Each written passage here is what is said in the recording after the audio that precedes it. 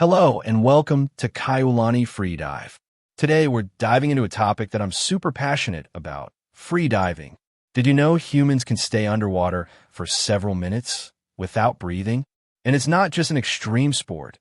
It's a way to connect with the ocean, with yourself, and even with your fears. So if you're curious about what freediving really is, the different types, and how it can change your life, stick around for this video. Freediving, also known as apnea, is the art of diving or staying underwater on a single breath. That means no scuba tanks, no breathing equipment, just your body, your lungs, and your mind. In freediving, the goal is to learn how to control your breathing, your heart rate, and your emotions so you can stay longer or go deeper. But it's not all about records. For many people, it's simply freedom, silence, and an amazing feeling of peace. There are several disciplines in freediving. Let me tell you about the most common ones. Number 1, static apnea, STA. This discipline is all about time, not distance or depth. The diver floats face down on the surface, holding their breath for as long as possible without moving.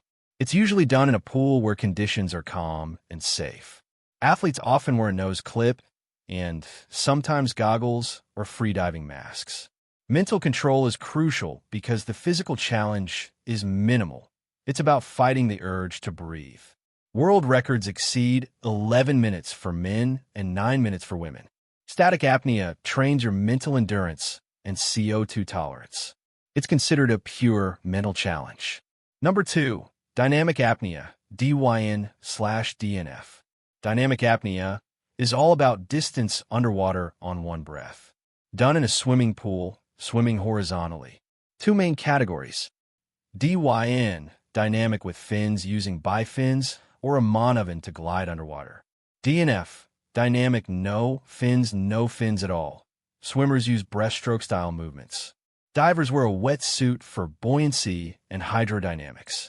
It requires a balance of technique, relaxation, and efficiency.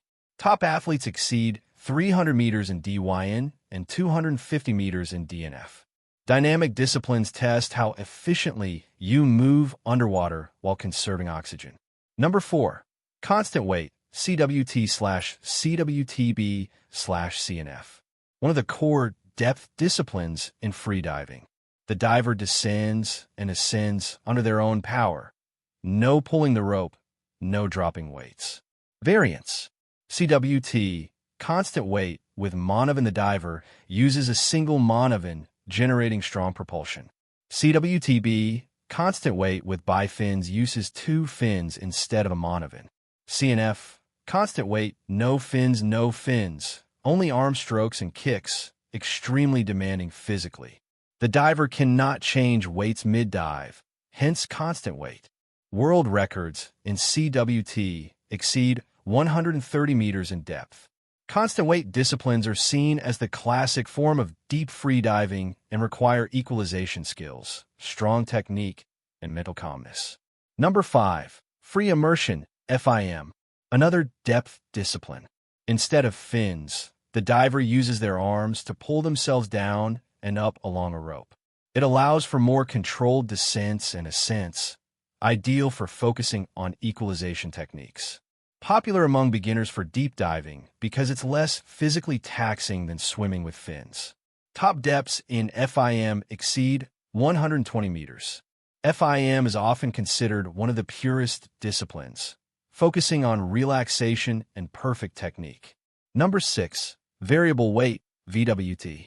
A deeper discipline, but not typically competitive anymore. The diver descends with the help of a weighted sled. On the way up, they either swim back or are pulled up depending on the rules. It allows divers to reach great depths while minimizing energy spent descending. Used historically for record attempts. Variable weight is excellent for depth training but carries higher risks and is less common in modern competitions. Number 7, no limits, NLT. The most extreme discipline in freediving. The diver descends on a weighted sled and ascends with a lift bag or inflatable balloon.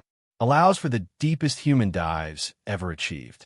Extremely dangerous due to rapid pressure changes and the risk of nitrogen narcosis, lung squeeze, and blackouts.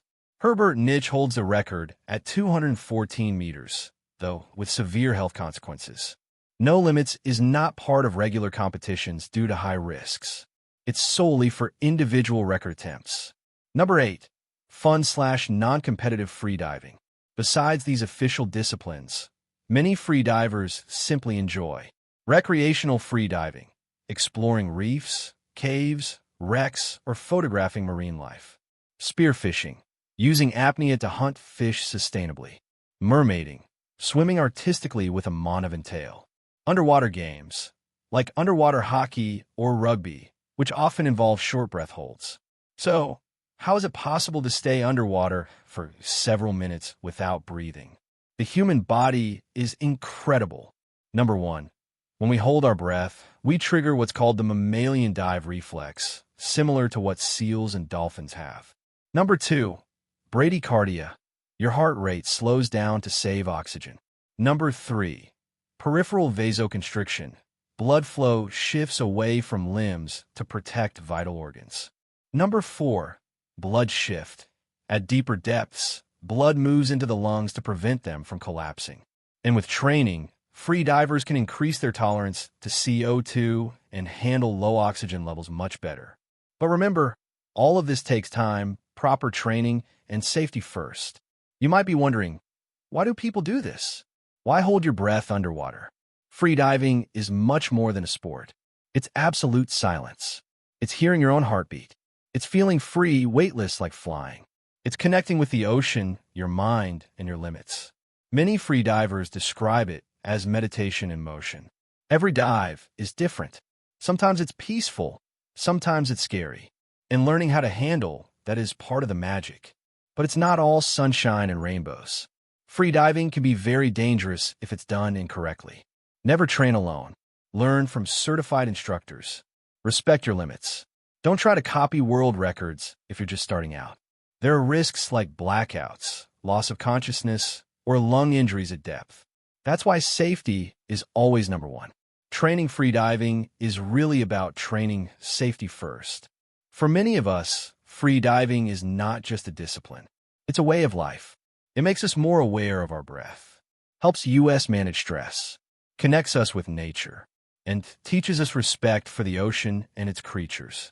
That's why, at Kaiulani Freedive, we want to share not just technique, but the philosophy and culture of freediving. So now you know, freediving isn't just about holding your breath. It's about discovering what you're truly capable of. If you'd like to learn more, drop your questions in the comments, subscribe to the channel, and hit like on this video. And remember, freediving starts in your mind. See you underwater.